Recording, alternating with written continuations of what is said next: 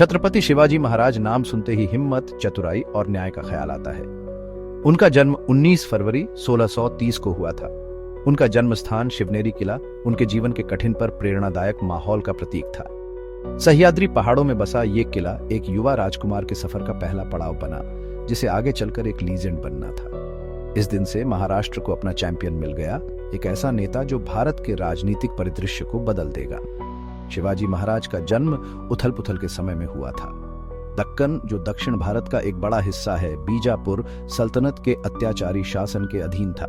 ये सल्तनत अपनी क्रूरता और धार्मिक असहिष्णुता के लिए जानी जाती थी, जिसने पूरे देश पर अंधेरा छाया हुआ था।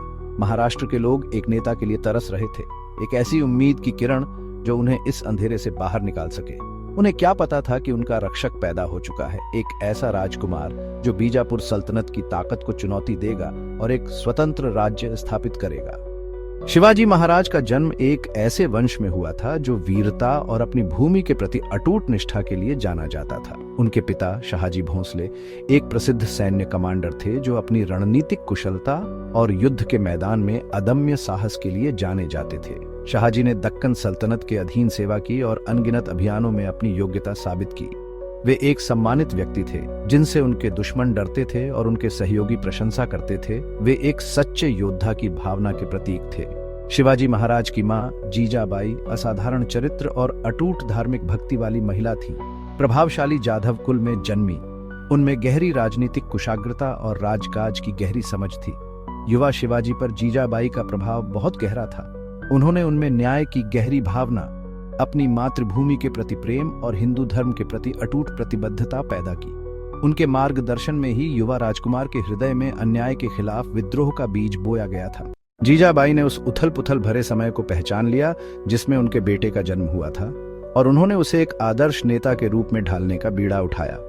वो समझती थीं कि एक राज्य पर शासन करने के लिए सिर्फ सैन्य शक्ति ही काफी नहीं है, इसके लिए बुद्धि, करुणा और अपनी जड़ों से गहरा जुड़ाव भी जरूरी है। जीजाबाई शिवाजी की पहली गुरु बनी, जिन्होंने उनके मन और आत्मा का पोषण किया। उन्होंने खुद उनकी शिक्षा की देखरेख की, यह सुनिश्चित किया कि उन्हें राजनीति, कूटनीति और युद्ध जैसे विभिन्न विषयों में शिक्षा मिले। शारीरिक कौशल के महत्व को समझते हुए जीजाबाई ने यह भी सुनिश्चित किया कि शिवाजी को तलवारबाजी, तीरंदाजी और घुड़सवारी का कठोर प्रशिक्षण मिले। वो जानती थीं कि बीजापुर सल्तनत की ताकत को चुनौती देने के लिए उनके बेटे को जितना बुद्धिमान होना चाहिए, उतना ही बलवान भी। उनकी निगरानी में शिवाजी एक कुशल योद्धा के रूप में निखरे। उन्होंने युद्ध कला में महारत हासिल की और सैन्य रणनीति की गहरी समझ विकसित की। जीजाबाई ने शिवाजी में अपने साझा धर्म के प्रति गहरी श्रद्धा पैदा की। वह अक्सर उन्हें रामायण और महाभारत की कहानियां सुनाती थीं, जो प्राचीन भारतीय महाकाव्य हैं, जो साहस, धार्मिकता और कर्तव्य के गुणों की प्रशंसा करते हैं। इन कहानियों ने युवा शिवाजी पर एक अमिट छाप छोड़ी, उनके नैतिक दिशा निर्देश को आकार दिया और उनके भीतर इन महाकाव्यों के वीर पात्रों का अनुकरण करने की तीव्र इच्छा जगाई। भगवान राम के धर्म के प्रति अटूट पालन और अन्याय के खिलाफ उनकी बहादुर लड़ाई की कहानियां शिवाजी के दिल को छू गईं। उन्होंने इन कहानियों में बीजापुर सल्तनत के दमनकारी शासन के तहत अपने ही लोगों की दुर्दशा का प्रतिबिंब देखा।